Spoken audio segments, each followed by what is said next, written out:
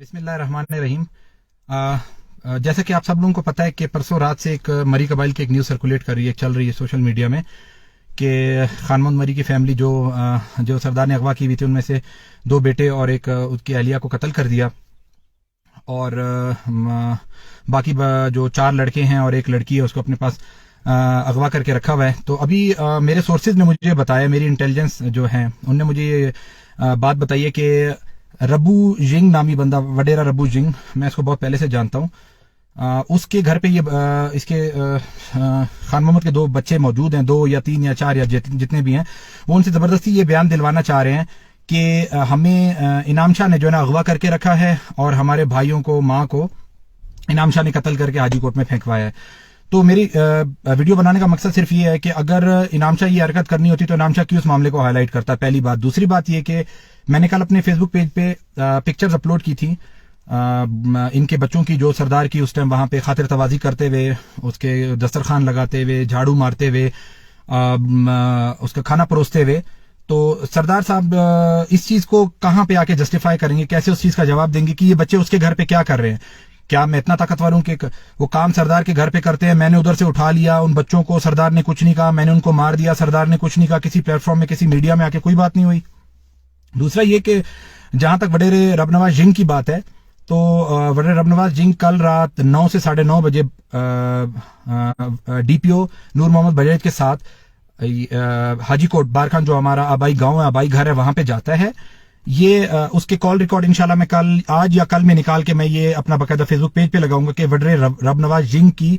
आमद हुई है कल रात 8 और 9 के दरमियान हमारे घर पे। अब अंदर क्या हुआ, इनने बच्चों को वहां से अपनी तहलील में लिया, वहां से खोलू लेके गए हैं या जो कुछ भी किया, अल्लाह बेहतर जानता है। इस टाइम मेरा वीडियो बनाने का सिर्फ और सिर्फ मकसद एक ही है कि मुझे इस पूरे के पूरे इसमें फंसाया जा रहा है गलत तरीके से, क्योंकि सर देखिए एक जीआईटी बनाई गई है जिसमें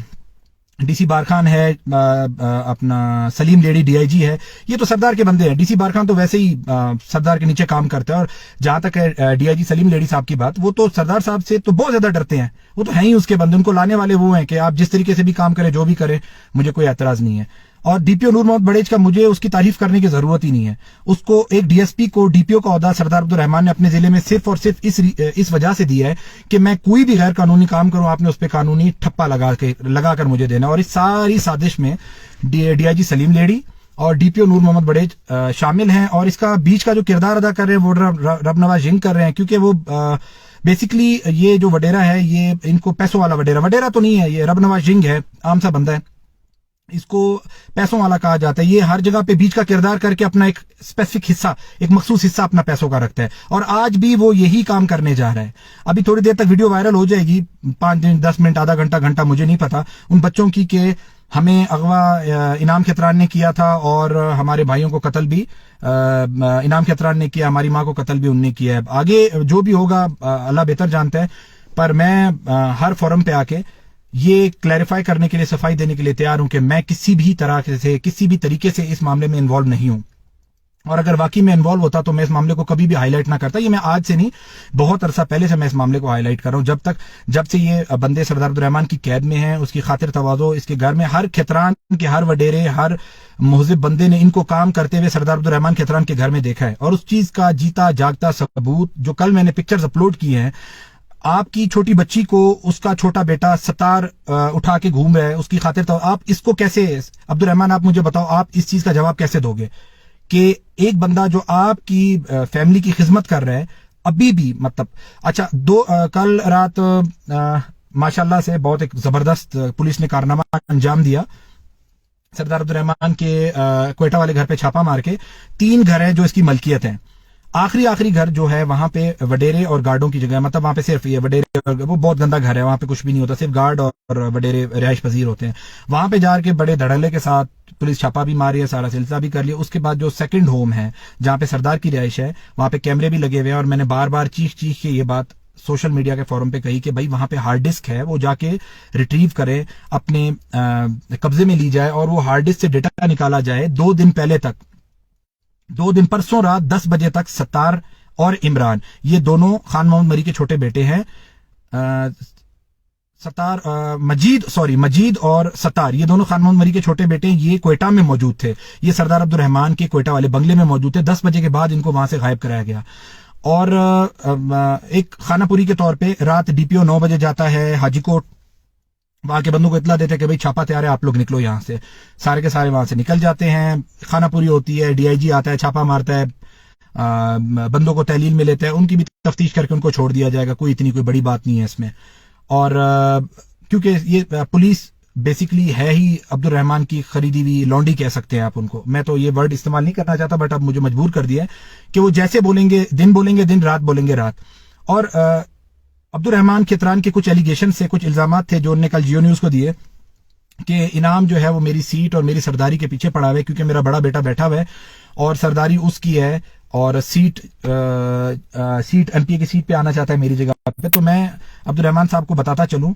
جہاں پہ پہلی بات ہے سرداری کی، سرداری آپ کی نہ آج تھی، نہ کل ہے، نہ پرسوں، سرداری ہے قوم کی، مری قوم، لونی قوم اور کھتران قوم۔ ہمارے یہاں پہ تمنداری والا نظام ہے، قانون ہے جو 400-500 سال سے چلا آ رہا ہے، جس میں سلیکشن نہیں ہوتی، الیکشن ہوتی ہے۔ یہ بالکل ایسے ہوتا ہے جیسے ہمارے جنرل الیکشن ہوتے ہیں۔ سردار جب تک زندہ ہے عبد الرحمان، تب تک وہ سردار ہے، جب وہ مرے گا، ہم لوگ 9 بھائی ہیں، ہم 9 بھائیوں میں سے قوم کسی بھی بھائی کو، پہلے نمبر کو بھی، 8ویں کو بھی، 5ویں کو بھی، چوتھے کو بھی، 7ویں کو، کسی کو بھی سردار بنا سکتی ہے۔ یہ قوم کی مرضی ہے، یہ میری یا سردار عبد الرحمان کی مرضی نہیں ہے، یہ ہمارا قانون ہے۔ ہاں، قانون سے ہٹ کے اگر آپ زور زبردستی سے بنانا چاہیں، آپ گدھے کو بھی سردار بنا سکتے ہیں، اس میں کوئی اتنی بڑی بات نہیں ہے۔ رہی بات سیاست کی، دیکھیں سیاست کے ساتھ میں 2007 سے منسلک ہوں، میں بہت چھوٹا تھا، مجھے شوق بھی تھا، اس میں کوئی شک والی بات نہیں ہے، میں سیاست کرتا بھی ہوں، لوگوں کی میں نے خدمت بھی کی ہے۔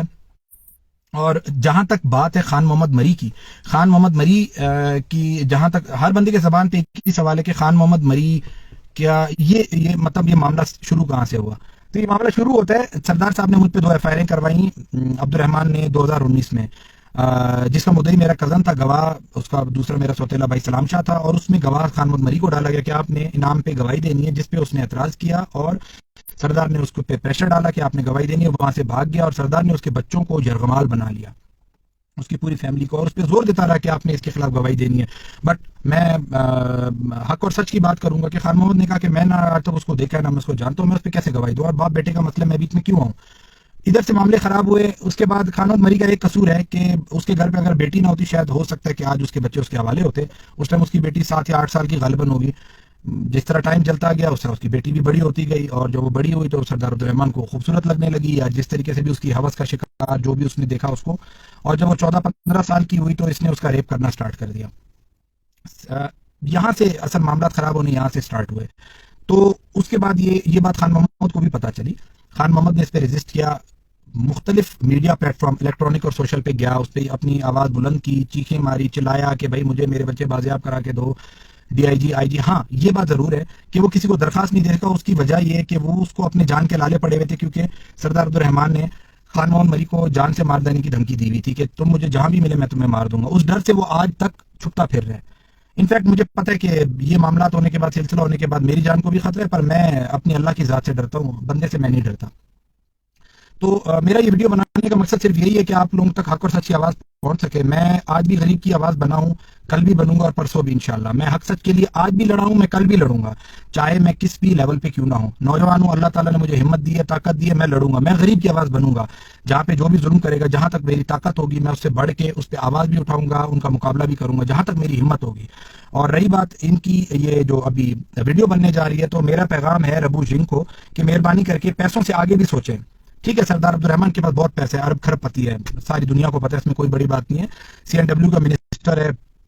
کتنی کمیشنیں یا جو حساب کتاب ہے، جہاں سے بھی اس کا پیسہ آتا ہے، وہ ساری دنیا کو پتہ ہے، کوئی چھپی ہوئی بات نہیں ہے۔ تو کہیں پہ ایمان کو بھی سامنے لے آئے کرو، آپ کی پوری مری قوم ہے یہ بات کتنا 10 لاکھ لوگے، 20 لوگے، 50 لوگے، کتنے تک چلاؤ گے؟ سال، 2 سال، 5 سال؟ یہاں آپ کے قومی لیول کا مسئلہ ہے۔ آپ اپنی قوم کو دیکھو، مری قوم کو دیکھو، مری ہمارے بھائی ہیں، ہمارے سیواندر ہیں، ہمارے پڑوسی ہیں، ہم ان کی کل بھی عزت کرتے تھے، آج بھی کریں گے، پرسوں بھی کریں گے۔ بات یہ ہے کہ آپ انصاف کو دیکھو، یہ پیسے قبر میں تو نہیں لے کے جاؤ گے نا، کل کو اگر تمہیں ہارٹ اٹیک ہوتا ہے، تم مر جاتے ہو، تو ان پیسوں کو کیا کرو گے؟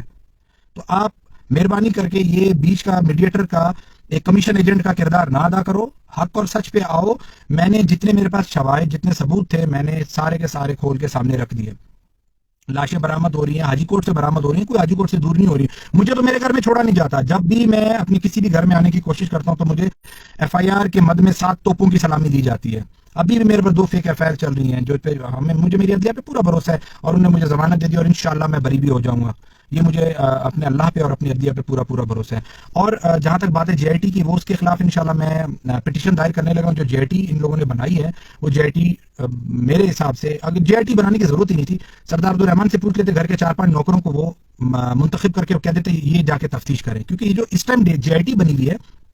وہ totally it is under the control of سردار عبدالرحمان. چاہے اس میں ڈی سی ہے، چاہے اس میں ڈی آئی جی ہے، چاہے اس میں آئی جی ہے، یا جو بھی ہے تو میری ریکویسٹ یہ ہے، میری فریاد یہ ہے کہ جے آئی ٹی جوڈیشل بنائی جائے، جوڈیشل انکوائری ہو، جوڈیشل جے آئی ٹی بنائی جائے تاکہ اس میں صاف شفاف اور میرٹ پہ بات ہو سکے اور حق پہ بات ہو سکے. بہت شکریہ بھائی.